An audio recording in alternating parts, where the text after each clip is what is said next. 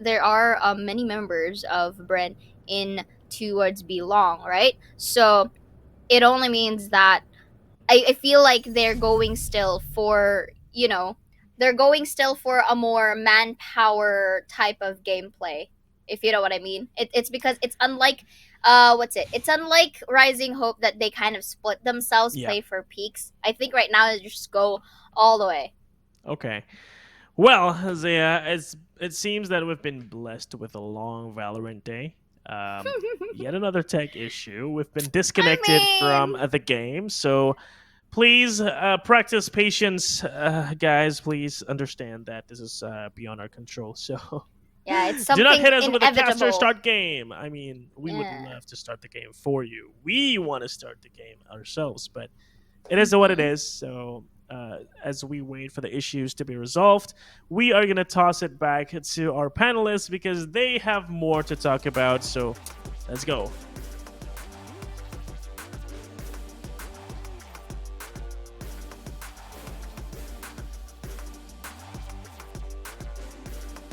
Hello, everyone, and welcome back to the panel. And I think what's really exciting is the fact that we get more screen time compared to the casters. Sorry, guys.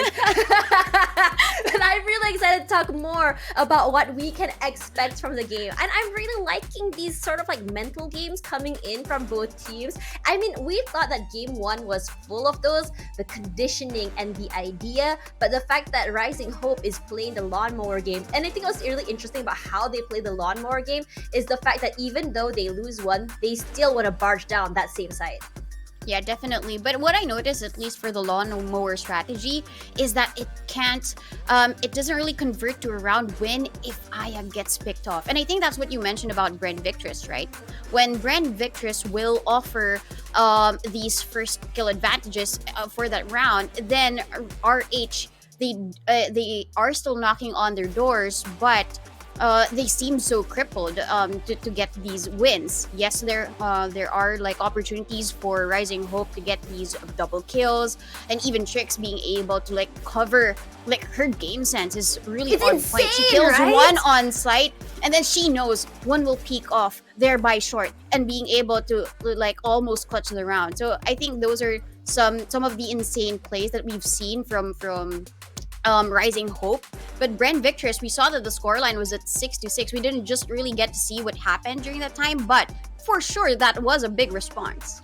I think the response comes here from Ben Victress also figuring out the Rubik's Cube that has been set by the team of Rising Hope. The idea that, okay, they're playing this lawnmower W gaming sort of game, what can we do to counter it? We've seen it kind of happen, especially toward the second half of the first half, where we start seeing those flanks, and it's really, really hard to identify where exactly they're going to be coming from, because the way that they flank is kind of having two people coming onto the site, one from maybe perhaps a main and the other from showers. So it's really great for them to have that crossfire. Maybe if one comes out, catches one, the other one can clear the other side to clear the other crossfire. And I think this is a great response and also a great say of confidence I feel from Bren Victress. Is more of showing like, yes, we are actually able to take this whole area by ourselves because we're so confident in our own gameplay and our own game sense. So because of that, my question toward the side of Rising Hope is, now that we're seeing this sort of pincer strats happening from the side of Bren Victress, what are you guys gonna do to counter it? Because sometimes we're seeing this multi-frags happen, especially from Twirly if she's able to get onto a site. Yeah, I mean, when it comes down to the sides, especially they have been swapped now going into the second half, right? We expect the same lawnmower strategy for the retakes for Rising Hope. And I guess that's the best solution, but it's going to be hard to do that lawnmower strat when, in fact, you have different types of defense mechanisms from Bren Victress, because you do have the chamber plus the sage in combination. So post plants are going to be at least a little bit easier in terms Oh god, that's gonna be of so annoying to deal retaining and with. maintaining that space, right, for the team of Bren Victress. And at the same time, even if you have a flash that confirms your information and even gets blind against your opponents, and even the haunt for the fade, if you're walled off, You just really want to bang the door. Let me in.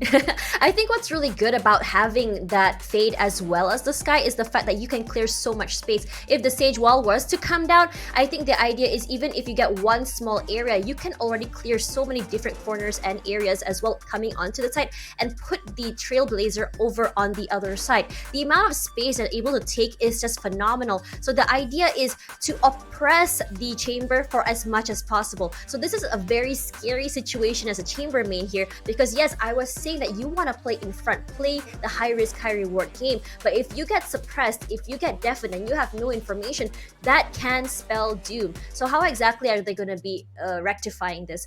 And I can already kind of foresee that if, say, they're not able to play behind and do retakes, what Raising Hope can do is just play aggressive. They can push out from the entrance itself because they already have very, very suppressing utilities.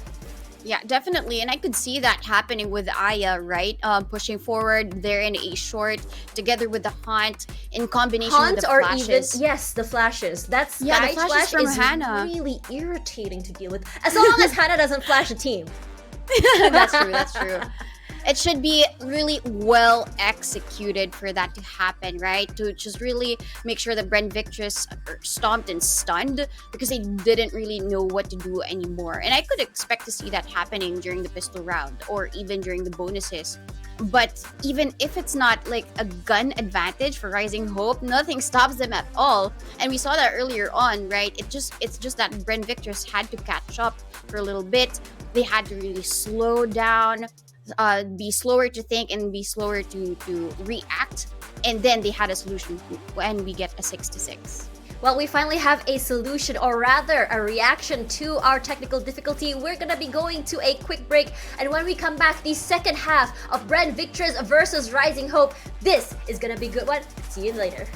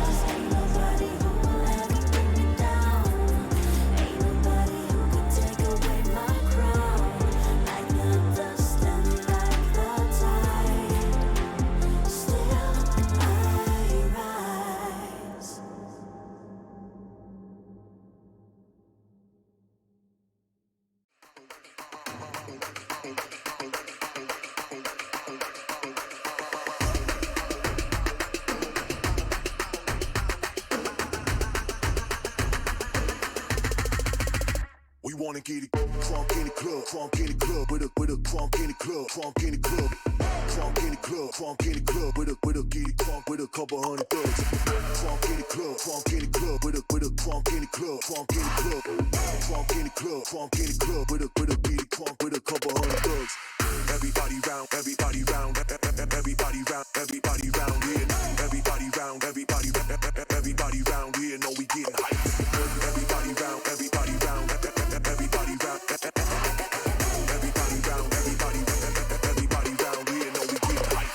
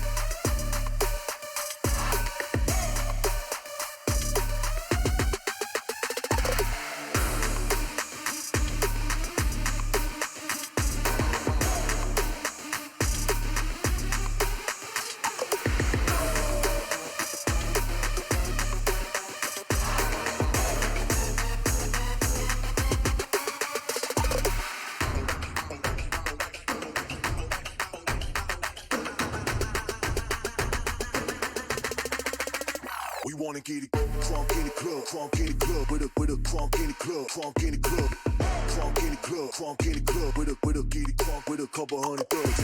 Crunk in the club, crunk in the club, with a crunk in the club, crunk in the club, crunk in the club, crunk in the club, with a get it crunk with a couple hundred thugs. Everybody round, everybody round, everybody round, everybody round.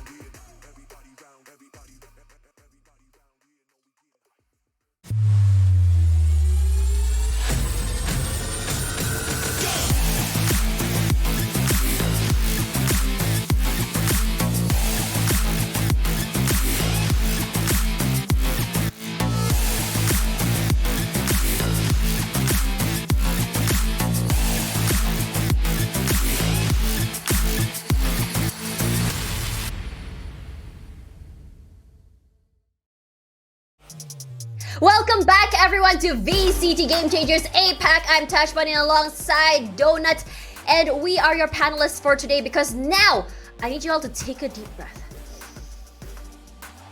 And then you guys are gonna stretch upwards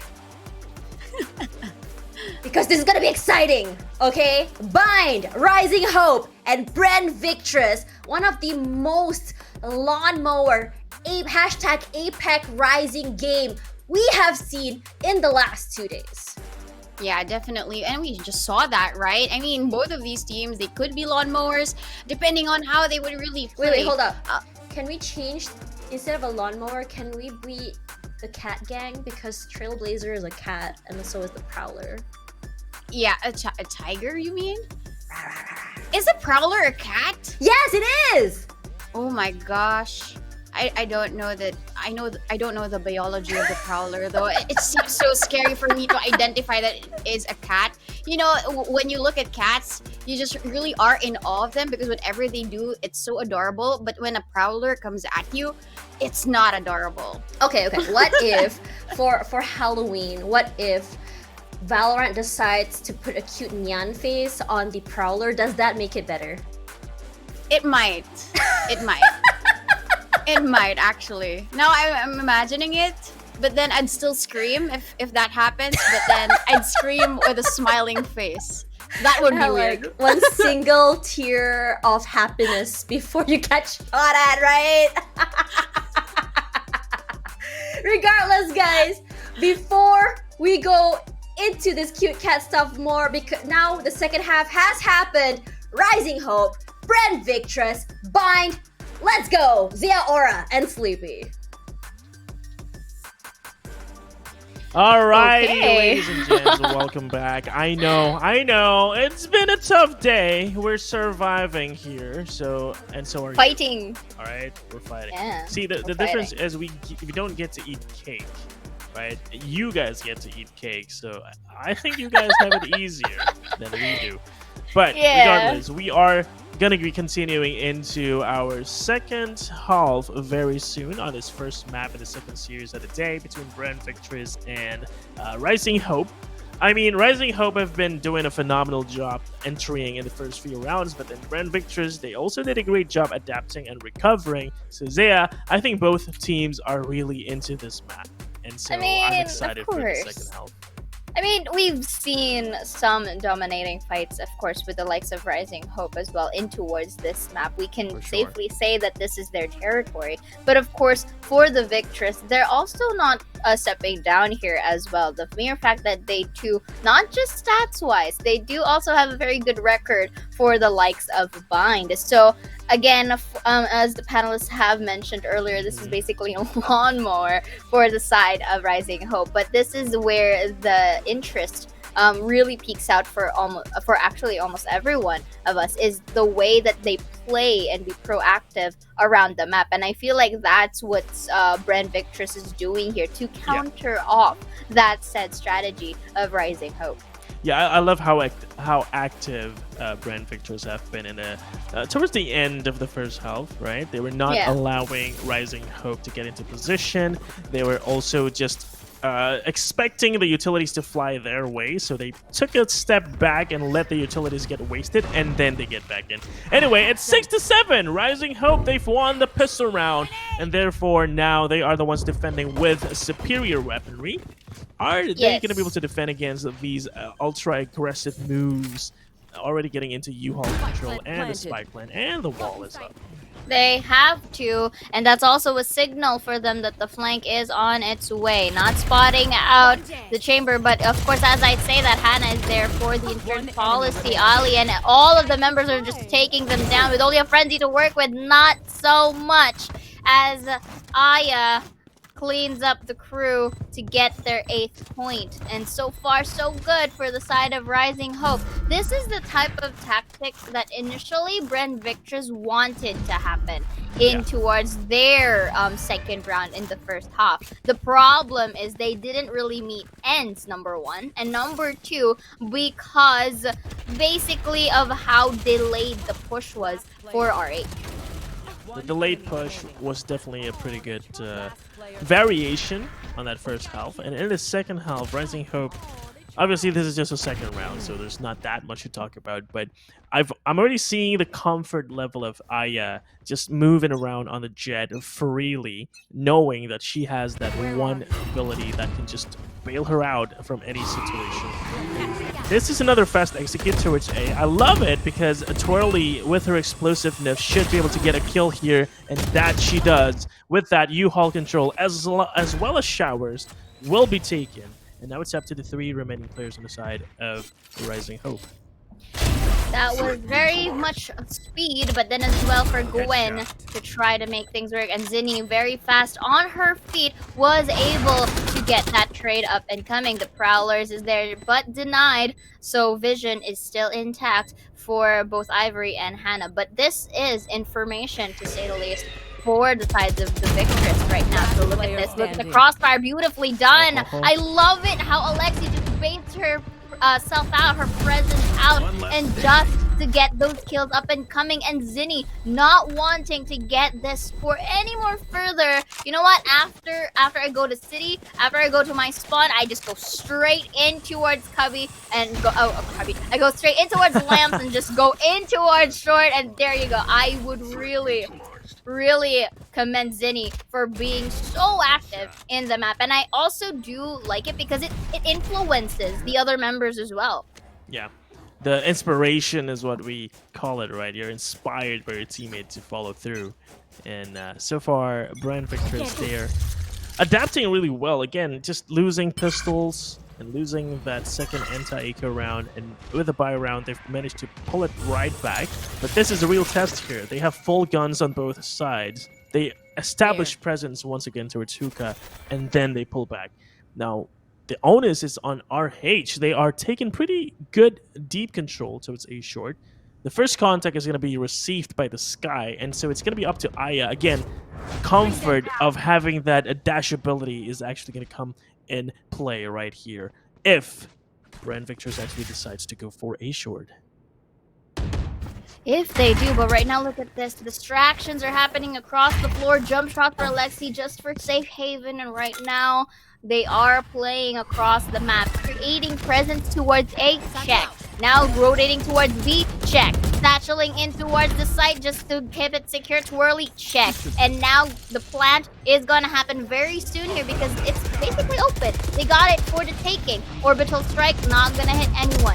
The do list for Bren is looking quite smoothly here as the double peak happens, but there is some trade-off. But look at this, having difficulty in taking down Gwen, but still managed to get the job done. Tricks with it too, trying to isolate these fights, managed to stick out and see Twirly in towards Elbow right now. Only seconds to spare, only one remaining member. Trick can do the clutch, he just has to live, and Twirly denies that fact, and now our scores are tied, Sleepy. Yeah, Trix played that so well, isolating the 1v1s, even managing to pull off the haunt there, almost catching that last player. Unfortunately, Twirly was not very nice. She didn't let the clutch happen, but that's good for her team. And with that, the scores are tied up, 8-8. This was a pretty good take. And I love the flow of the round as well. As you said, there were some boxes they take, right? Establish presence Hookah, rotate back to A, establish presence A short, back to B, and then just satchel in, smokes down, and get control of the side freely. They did just that. And now they're looking to do the same thing towards A. This Jackson for Bren. Not really too good the late for Justin intended, but Ivory shotgun in the face, Twirly shutting her down.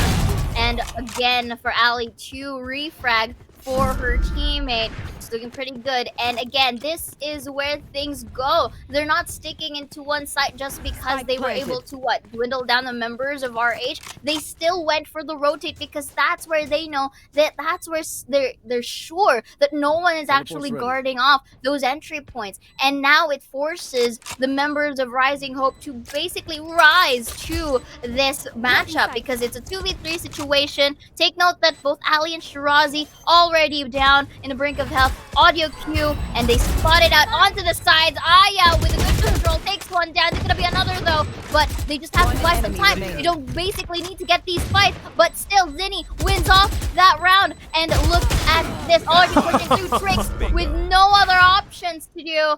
And Bren once more really bounced back into the second half. The audacity to pull up the classic. Oh, Jump right click classic.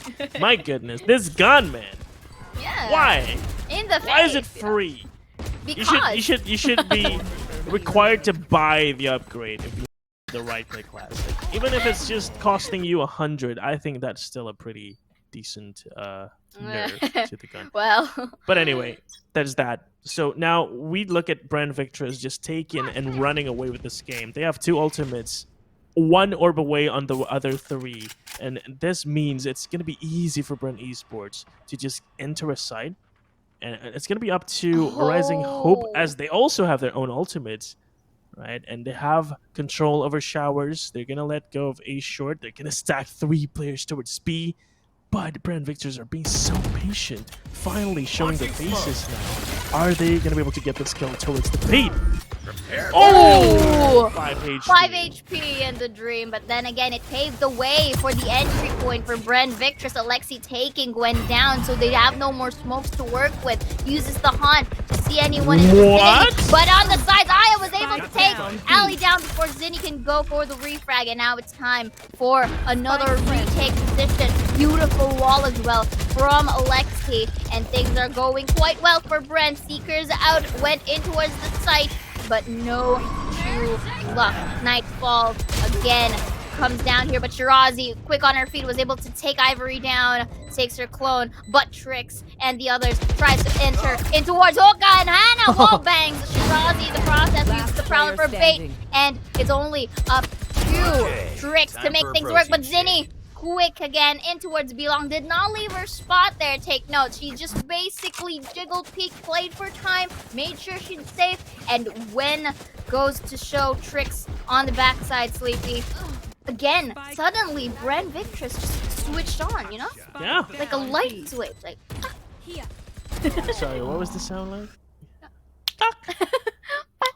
Just like that. Okay. Sorry, I can't pop, okay? I don't know how to do that. I don't know. Bren Victress, though, they did pop off. Look at the ultimates they've used. Zinni only used 1, and that allowed her to take control of B so freely. And then she recharged 3 orbs again in that round, and she's now just 4 away from another ultimate, while the rest of her teammates still have all of their ultimates on. This is looking dangerous because Rising Hope, they looked like they were able to defend that, but finally, in the end, Trix was left alone again in a 1v3, so it was a little too much to ask to leave Trix in those clutch situations and hoping that she would win them. It was a bit tough. And Bren Victress, they're just very mechanical in the way they approach the executes towards the sites. They just get in, they clear the areas, they use their utilities to cover the gaps, and just go into post-plant mode with very good discipline, I have to say. They're not allowing themselves to get picked off by the players from the side of RH. And at the same time, they're also establishing crossfires so that they can help each other out anytime they needed to. Fast execute though, towards A short. Aya, again with the dash. Is she going to be able to find any impact this time? Not getting enough impact so far, but then again, they have to get they do want to make it work for the side of Rising Hope showstopper, but from the behind gets 2! Like a Power Ranger, Twirly is explosive, looks behind, boom. And just like that, able to dwindle down the members so quickly. Makes it a 3. Not stopping just yet, but Ivory shuts down in an attempt for the 4K, but Alexi got her back. 7 bullets to work with for Trix. They do know her position, and Alexi cleans it up for the crew. Clean entry from Twirly. I did not expect the showstopper to get 2 there, but it was a welcome surprise for Bren. And she even went on to take even deeper control on her own. That's just bravery and confidence and momentum playing for the side of Bren Victress. So at this point, it's really hard for RH to stop Bren Victress. They need a pause. They need to assess what is missing. And honestly, there isn't much for them to do aside from doing what Bren did at the first half, which is wait for the utilities to come, don't fight before you're ready, and make sure you have a teammate with you instead of peeking one by one. And Aya is lucky to survive there. And let's see if they're able to reset their positions while also getting information at B-Long, knowing that it's going to be a hit. Did she accidentally press the updraft? It should have been an accident. Yeah, it's an because I think that she was planning to get out of the lamps and just try to updraft her way up in towards the tanks, but she kind of bonked herself in a bit. So I get orbital circle and rendezvous out so smart from Shirazi over here, forces out the ult, and now Shirazi still takes the kill of her own. What a bonus! Ali as well is doing good on her favorite Twirly with a good decision. What the tap? What was that tap? What? Twirly, though, for the shutdown of Aya. Spike has been planted only up to Ivory, but I do want to see that replay, Sleepy, because I know, you know, we know, we're not the only ones who saw that. That was so I can't even explain, man. It was nuts, basically. Indeed. Thank you for the word. Yes. But yeah, that was again an execute from Bren Victress. Dude, their game plan is not even elaborate. Here. Yeah, here. Look at Aya. See? Wait, where is it? See? Fuck! Just a flick! Excuse you? You may be, Aya says, because she did. Whatever, these are the moments we're in, you know. We have a lot to say, but that moment just, you know, basically keeps us quiet for a spare second. Oh my god. Good God. Look at Bren just doing what they've done so far in the past, I don't know how many rounds at this point. They're just lawn mowing the A side that's being defended by Rising Hope, and they're just not slowing down. And they've actually managed to just clench the map just like that. Look at how happy they are. Look at how hyped up they are. They're just dancing and laughing and singing to their victory because of how simple it looked for them to take this win. They literally just went A every single round, and it worked. These girls, the redemption arc is there. Look how happy that they were able to dominate once again in towards Bind. Aya, though, I gotta commend Aya that there, shot, you know? that shot was worth quite a few dollars, I would say. It was it was a good shot. Very good for the highlights, I dare say. But then again, you know what, Sleepy? All of those action, it's as if, you know, Bren, whenever they were in the attacker side this time, they just brought back what Rising Hope did to them in towards attack when Rising Hope was attacking the first half, and everything was just smooth sailing for Bren Victress. Didn't even give time to react for Rising Hope, or even the breather or everything. But you know what? All of those speculations, I want to know what the panelists think. So guys, take it away. What I would say a very, very strong start from Raising Hope. And the ending, though, once again, is gonna go to the team with the slower start. It's gonna be Bren Victress. Now, I did say that the start was a statement by Raising Hope, but the fact that Bren Victress is able to identify what exactly Rising Hope can do with that lineup is what led them to victory. Yeah, well, the ability for them to digest actually all of the things that were happening in such a quick time was what impressed me the most, because it was looking so strong, right? We started off with a 6-1, but eventually it ended with a 6-6, and I think that was their ability to really stand strong and not let that get to them. And immediately when they were able to like identify, okay, what were the mistakes that we were making? Okay, we were playing too forward. We weren't really playing back that much, and we weren't protecting the site or the agents that had so much to offer when it comes to the retake. Then that's our response. Yes, Rising Hope, we saw them like amazing shots from Aya, right? We even had a little bit of time to like just be in awe of Aya when it comes to that, but it wasn't just enough. Especially for Tricks, though, the clutch he was able to offer wasn't the same case as we saw from Zolmeraki, wherein it was a positive energy that brought them to a win. It was just quite unfortunate for Rising Hope. Yeah, I feel like in a lot of situations, a lot of pressure was put onto Trix's shoulders when it comes to that positioning.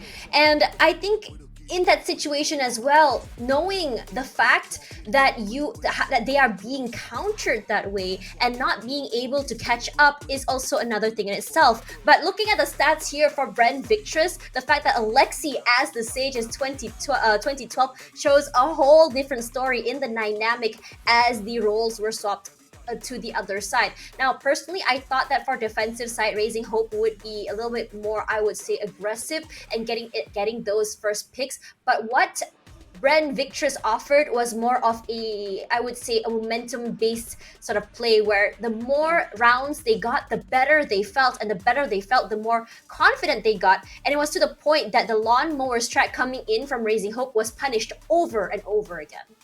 Yeah, the macro was seen for the team of Rising Hope, right? They had one goal, which was to like very fundamentally check all of these corners, try and capture the site, and then take the plant down. But Bren, what they did was took it round after round, and they actually had a checklist. And I feel like I was actually really appreciating what Seiya did earlier on when she was casting. It was basically okay, rotations are check, clearing of the site check, and they just did it round after round. And I feel like that's where Rising Hope did falter. They did not consider the mid-round calls that Bren Victress was able to offer on the table. Yep, the adaptability is something that they have. Clearly, they had a plan A, B, C, and D as opposed to what Rising Hope could bring to the table. And this is what's really dangerous when you kind of have a set a comp for that particular round itself, the first half. However, though, we're going to be taking a quick break because after this will be a map number 2 between Rising Hope as well as Bren Victress.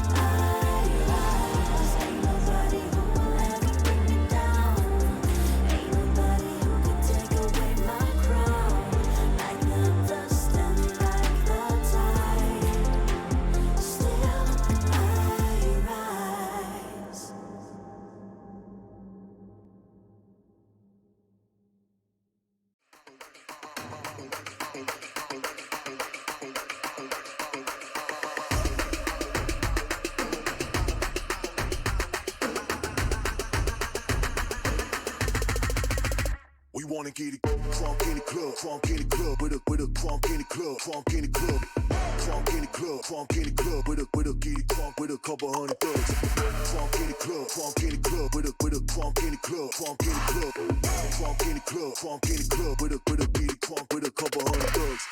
Everybody round, everybody round, everybody round, everybody round here. Everybody round, everybody round here. Know we getting hype. Everybody round, everybody round,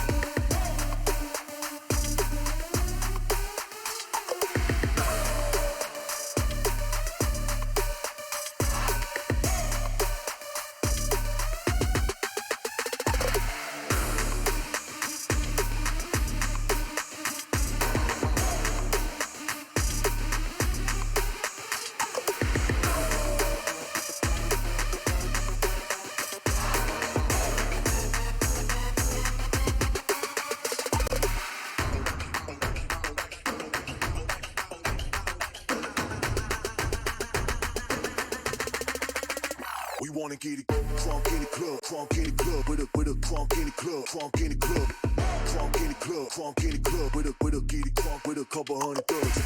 Crunk in the club, crunk in the club, with a crunk in the club, crunk in the club, crunk in the club, crunk in the club, with a get it crunk with a couple hundred.